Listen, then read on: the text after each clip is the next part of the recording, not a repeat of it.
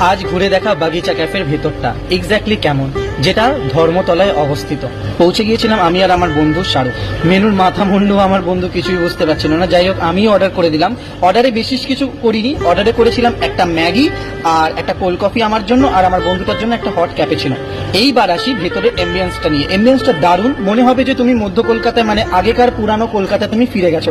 কলকাতায় ঠিক হারিয়ে যাওয়া নিদর্শনগুলোকে এখানে সংরক্ষিত করে রাখা, আর প্রচন্ড সুন্দরভাবে সাজানো চারদিকটা। কলকাতায় হারিয়ে যাওয়া খাবার দাবার যেগুলো এখন হয়তো ওরকম পাবে না, যেরকম ঝালমুড়ি থেকে শুরু করে আমরা মডার্ন দুনিয়ায় এখন যে জিনিসগুলো মানুষ অকওয়ার্ড মনে করে, সেই জিনিসগুলো তুমি ওখানে সুন্দরভাবে টাইম স্পেন্ড করতে পারো। বন্ধু বান্ধবী, ফ্যামিলি বা কোনো মিটিং পারপাসের জন্য তুমি গিয়ে ওখানে ভিজিট করতে পারো এবং সেই জিনিসগুলো পুরানোর কলকাতা ফিল নিতে পারো। ছোট্ট করে জানিয়ে রাখি, এখন ভিডিও ফুটেজে যেটা দেখছো এটা হচ্ছে আমার একটা বন্ধু নতুন ঘড়ি কিনেছে, অ্যাপেলের ওয়াচ। আমার হাতে অলরেডি একটা অ্যাপেলের ওয়াচ আছে, আমি কিনেছিলাম এর আগে, আমার ভিডিওতে তোমরা দেখেছো।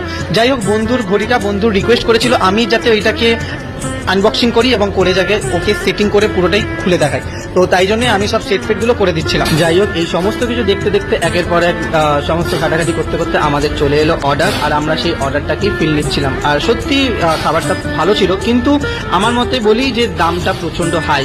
যাই হোক, একদিনের এক্সপিরিয়েন্সের জন্য কিন্তু এটা খুব ভালো ছিল, সেটাই শেয়ার করা।